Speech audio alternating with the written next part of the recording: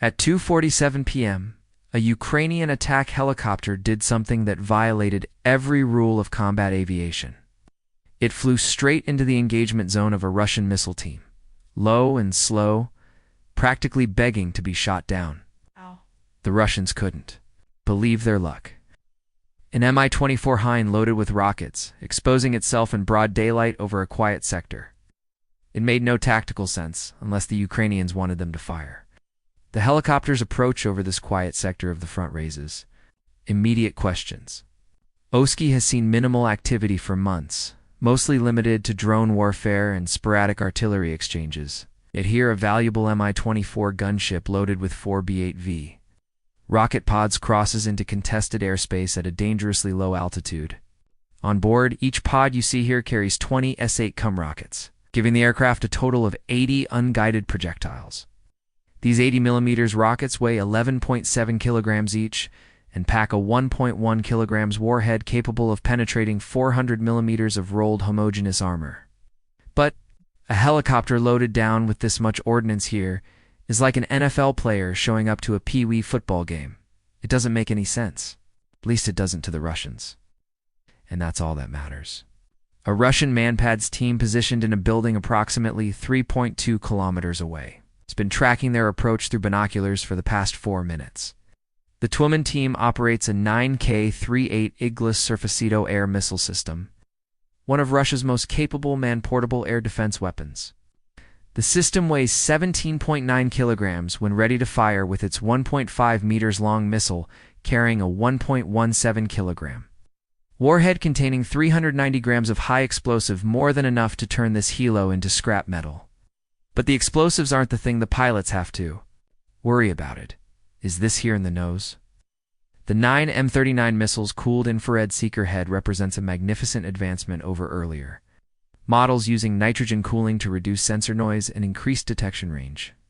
This cooling system allows the seeker to differentiate between aircraft exhaust and basic flares, at least in theory. And here is where things get interesting. The pilot rolls into his attack dive and unleashes all 80 rockets in a devastating ripple fire sequence. The rockets streak toward the ground at 610 meters per second, spreading across a 500 meters wide impact zone. But something seems wrong with this attack. Many rockets splash harmlessly into the Dnipro River. Others impact empty fields, sending up geysers of mud and debris. Only a handful strike actual structures. This appears to be area suppression rather than precision targeting, seemingly wasteful use of munitions in a quiet sector. But this 500-meter spread pattern serves a dual purpose that the Russians don't recognize. Not only does it suppress a wide area, but more importantly, it creates the perfect conditions to force an air defense response. Any Manpads team watching this sloppy attack would feel compelled to engage what appears to be an easy target. The Russian Manpads team follows their training manual to the letter. Soviet-era doctrine mandates immediate engagement of any aircraft within the Iglis 5.2 kilometers operational range. The gunner checks his weapon's parameters one final time. The ILGA can engage targets at speeds up to 800 meters per second, at altitudes up to 3.5 kilometers. The Ukrainian Istacho, flying low and slow during its attack run, is well within range. The gunner aims northeast, an angle that reveals something crucial. The helicopter has deliberately crossed into occupied territory. The Iglis 5.22 kilometers range can't even reach across the Dnipro from this position, meaning the Ukrainians are taking extraordinary risks to ensure the Russians take the bait. What the Russian team fails to consider is why a Ukrainian helicopter would expose itself so brazenly in broad daylight over a sector with known air defense coverage. The Oleski area offers little strategic value, minimal troop concentrations, and no critical infrastructure requiring immediate suppression. The helicopter's route even suggests it may have crossed the Dnipro River into occupied airspace, as the ILGA's 5.2 kilometers range doesn't extend across the water from the Russian position. This tactical choice should trigger alarm bells, but such a tempting target overrides their common sense. It will prove to be their undoing. The bait has been set, and at precisely 2:48 p.m. was the last of the S-8 rockets impact below the Russian Operator squeezes the trigger. The Iglas infrared seeker has locked onto the Mi-24's engine exhaust signature, and the missile's solid-fuel rocket motor ignites with a distinctive white flash visible for kilometers. The missile accelerates to approximately Mach 1.9, streaking toward its target with its cooled infrared seeker, maintaining lock despite the afternoon sun. The Ukrainian pilot's SPO-15 Beriosa radar warning receiver immediately alerts him to the launch, though his reaction suggests he was expecting it. The SPO-15 operates across multiple frequency bands from 0.66 to 17 GHz. Detecting electromagnetic emissions from hostile radar systems and missile seekers, the system uses for antennas positioned around the aircraft to provide 360 coverage, calculating threat bearing with 15 accuracy. Its threat library recognizes over 600 different emission signatures, instantly categorizing them by weapon system type.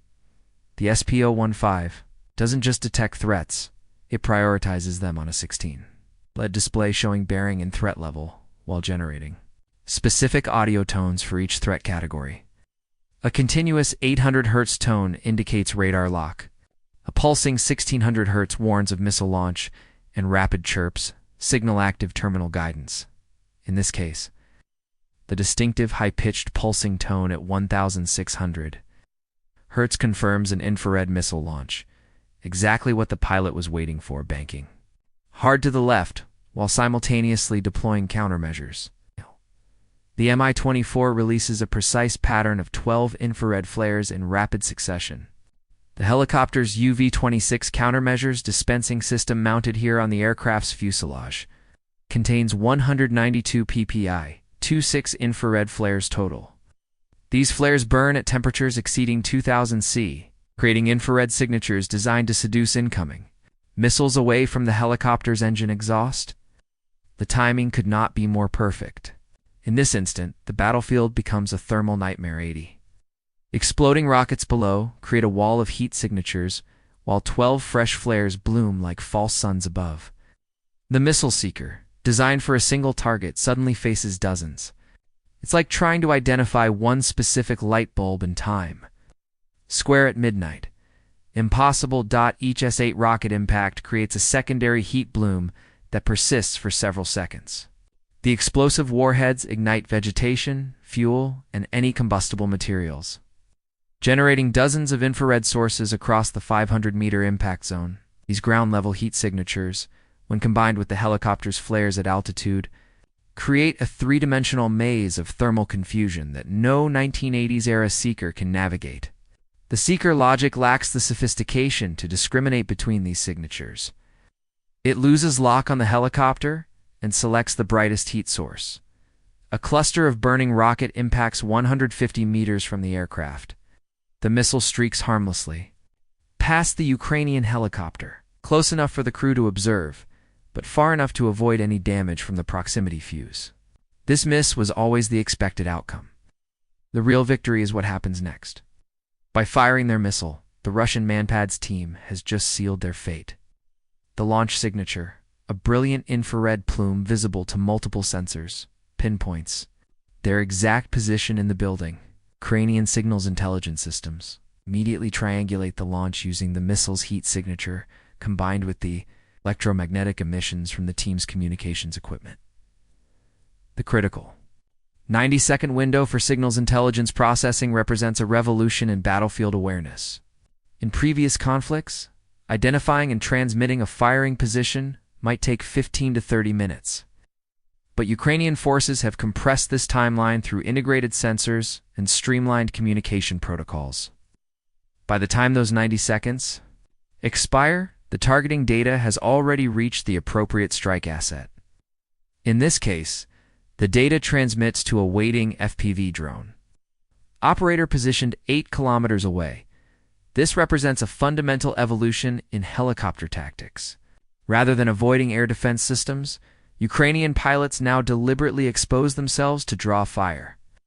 This acceptance of risk doctrine represents a complete reversal of traditional helicopter employment.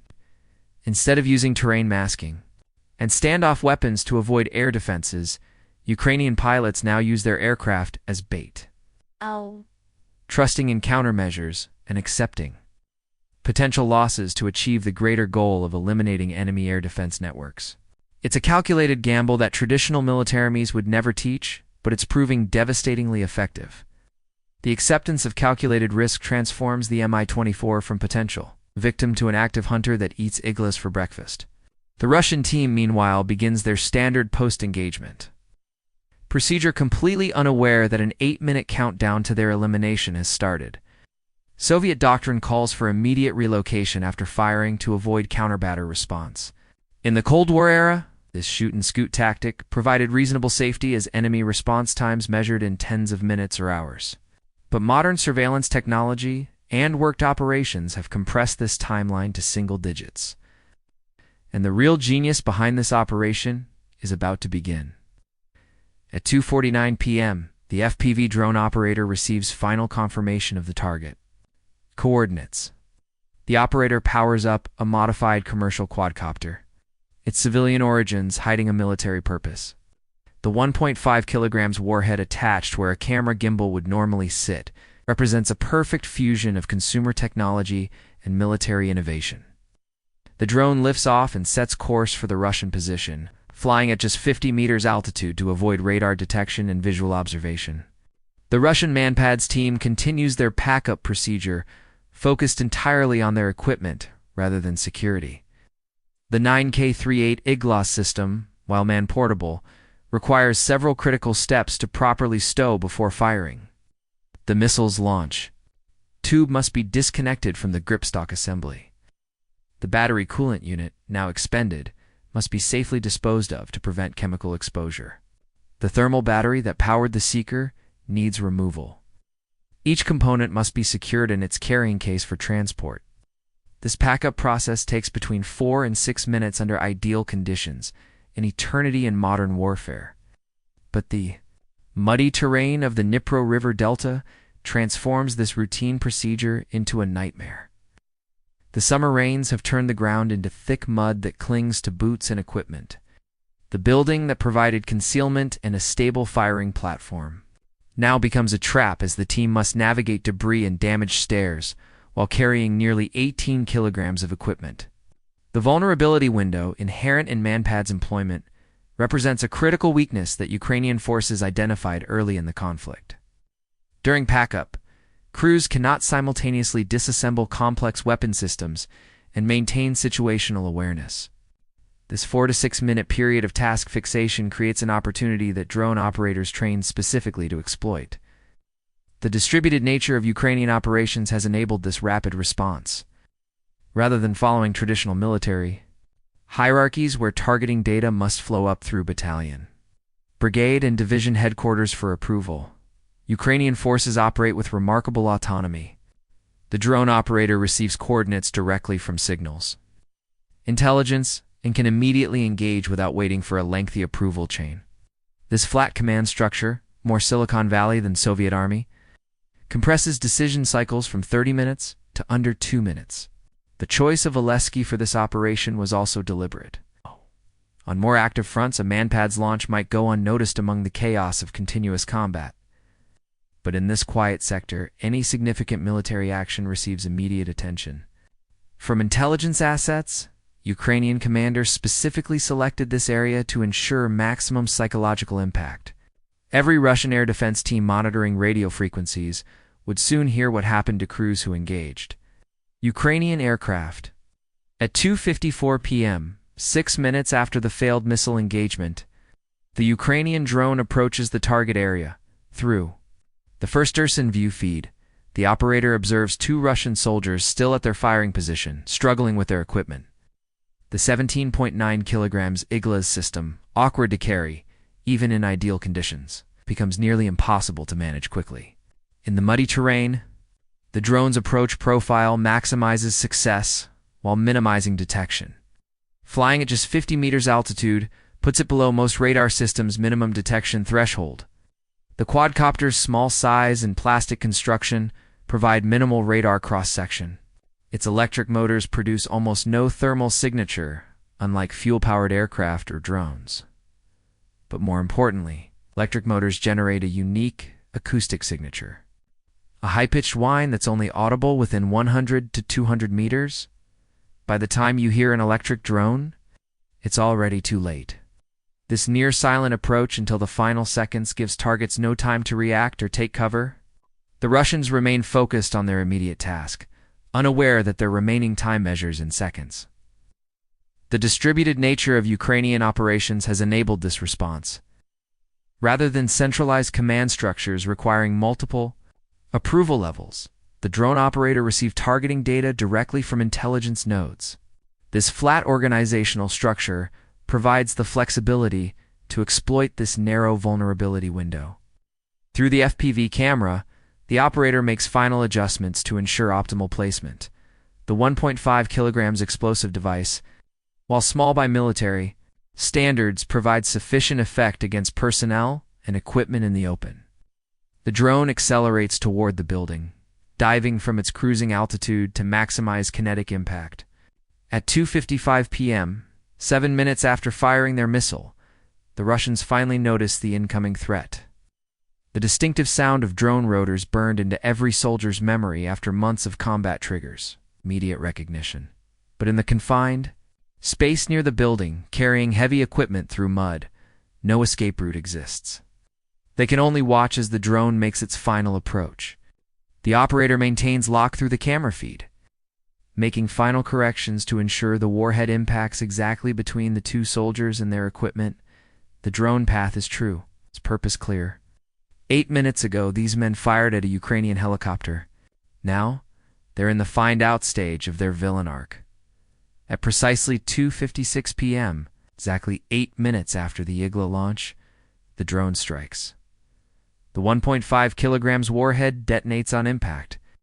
The explosion ensures one less Isla that can fire at Ukrainian aircraft within hours. Russian communications traffic indicates widespread discussion among air defense units. Manpad's teams throughout the sector receive new instructions. Do not engage unless explicitly ordered. This hesitation, born from fear of immediate retaliation, degrades the entire network's effectiveness. Ukrainian helicopters now operate with greater freedom, knowing that Russian operators must weigh survival against duty. Bye for now.